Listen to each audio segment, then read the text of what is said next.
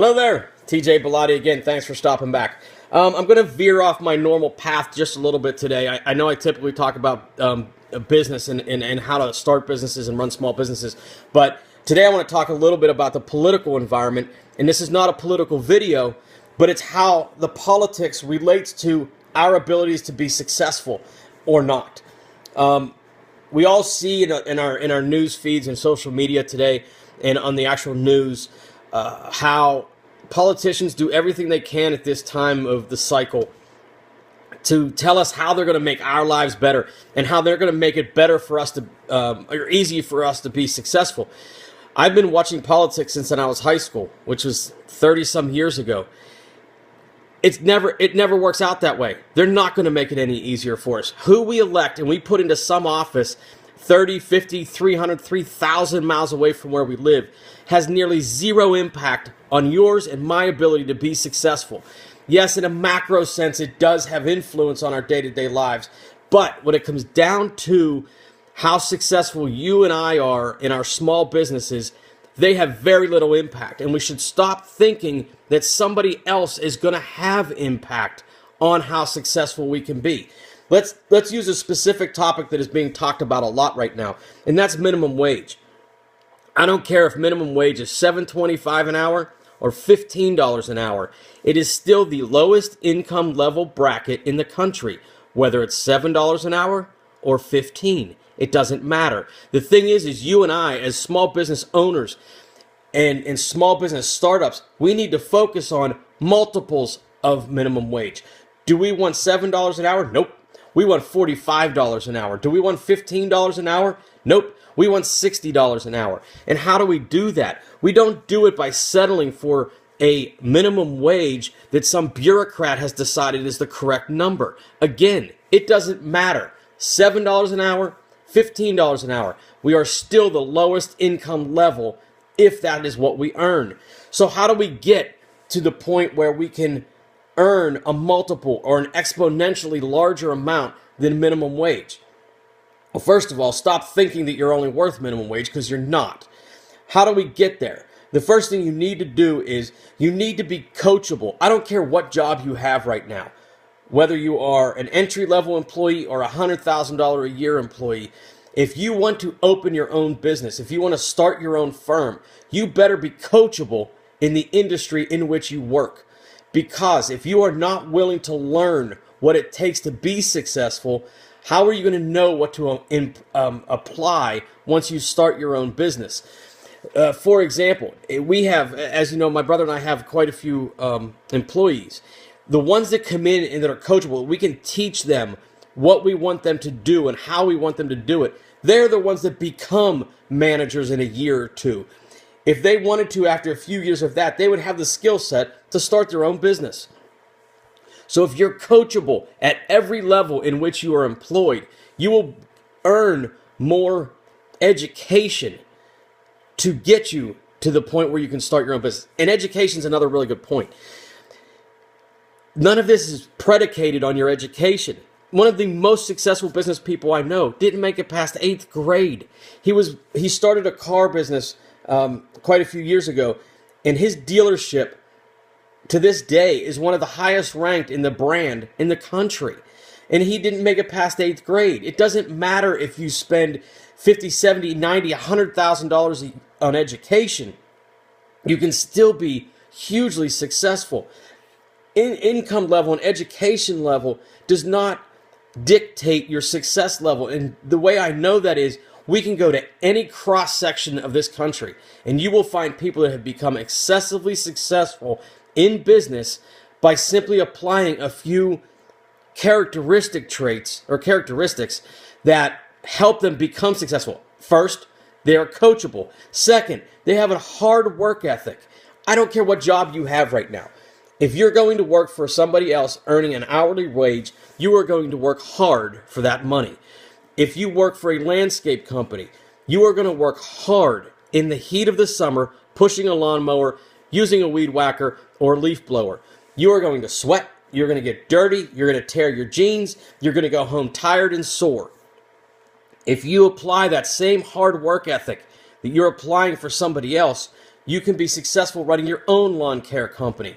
If you're going to put in the time, you might as well make the money of the owner as opposed to the employee. Next thing is you need to really learn to present yourself as a professional. The way we communicate isn't just verbal. In fact, the largest portion of our communication is physical or nonverbal. So how we dress, how we groom ourselves, how we maintain ourselves physically is communicating to either our boss or our fellow workers or at some point our client and customers. It tells them how seriously and professionally we take ourselves. If we don't take ourselves professionally, why is our client going to take us professionally? They're not. I'll give you a real life example. A while back, we needed a plumber to do some work in our home. It took me 4 different companies. I called 4 companies before I finally got somebody to even call me back. The person that called me back, we finally made an appointment. He missed the very first appointment, but again, he was the only person to call me back, so we let him come back a second time. When he showed up with torn jeans, muddy boots, and an old concert t-shirt. I had no choice but to let him into my house because I needed the work done. But believe me, the next time I need plumbing work, he will not be my first phone call. He might end up being my last if I can't get anybody else to do the work. But if he would have showed up and appeared much more professionally and didn't track mud into my house, he'd be my first go-to the next time I need a plumber. The nonverbal communication that he portrayed was, I'm not real interested in making sure that you're taken care of. I want to do the work. I want to be able to bill you. I want you to write me a check, but I'm not real concerned about you. I want somebody that's concerned about me. So you need to keep that in mind whenever you're building your quiver of things that you're going to use to be a professional service or firm. Not worry about, can some politician make this game fair for me? It doesn't matter what the politician thinks. What matters is what you do. The next thing you have to do is be prepared. That sounds ridiculous, but there's an old adage that luck is actually being prepared when the opportunity arises. That's all. The being prepared says whenever somebody knocks on the door and says, can you do X for me? You can say, yes, I've already done my homework. As a cleaning company, which is what my brother and I own, if somebody calls and says, we have this stain in our tub, can you tell us how to get it out? We either already know or we know where to find out. And we can relay that to the client. If we say, nah, not really, we'll just do what we always do, or what every other cleaning company does, then we haven't prepared ourselves to meet what the client needs. The problem with asking politicians to fix our problem is we're saying we're not really prepared. We expect that other person that we elect to do the groundwork for us so that we can just step in and make a certain rate. Well, that's not going to work. Let somebody else live off those scraps. You should be looking to make yourself better than what the entry level is. Do you sometimes have to enter at entry level? Of course.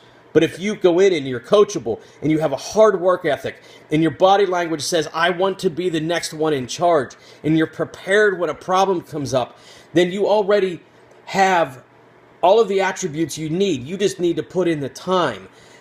And finally, you need to have some passion for what it is you do. I don't mean, do you have a passion to push a lawnmower, or do you have a passion to dig a trench and to do plumbing work? That's not what I mean. Find something about the industry you're in or that you choose that you do have a passion for. I don't necessarily have a passion for vacuuming carpets and cleaning tubs, but I do have a passion for meeting new clients. I have a passion for doing the accounting side of our business. My brother and I sit down and we might talk about a new way that we're going to market. And one of the things I love about being able to do that is he and I can discuss it the next day, start to do the groundwork for that new marketing, and within a week we have it in place and it's actually taking place. We don't have to worry about a large corporate structure to work through. So my whole point is we need to stop looking to somebody else to make us successful.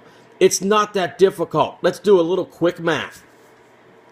Let's say you worked for a lawn care company. And again, I'm using this as an example because it's very easy to visualize.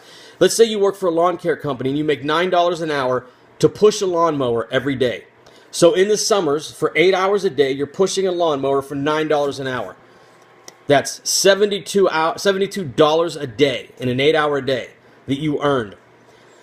I promise you, if you found a homeowner that had a fairly good sized yard, that you cut the grass, you weed whacked the edges, and you blew off all the sidewalks and driveways, they would pay you $72 an hour to take care of their lawn. The reason why I know that is because I know people that do it every single day. That's $72 an hour that you would make for a private citizen instead of $8 an hour at a business for working for somebody else has nothing to do with your education level. It has nothing to do with who is sitting in some office in some bureaucratic building in Washington, D.C. It has to do with you saying, I can do more than enter somewhere at the bottom level. I don't care if it's $7 an hour or $15 an hour. You need to realize that those people aren't really going to help you succeed. They may change what the new bottom is, but still, it's the bottom. Work for more than that. Look for a multiple of that. So stop looking for other people to be successful. Don't ask some politician to change some ground rule that will make you successful. You have everything you need now. Anybody can be coachable as long as they're willing to put their ego down and let somebody tell them how to do things correctly. Anybody can have a work ethic. You just have to be willing to sweat a little bit. Anybody can present themselves professionally, but you're going to have to be willing to say, you know what, maybe I need to go spend a few dollars on a new pair of jeans instead of going out with the buddies tonight and having a beer at the bar. Spend that money on a new pair of jeans or a new pair of boots. Be prepared. Learn how to do what it is that you do.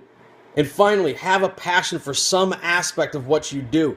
If your passion is sitting at home playing Xbox, you're never going to be successful. You're always going to earn minimum wage, regardless of what that minimum wage is set. So, if you have any questions, please feel free to throw them in the comments. Don't forget to subscribe, and we'll talk soon. Thanks.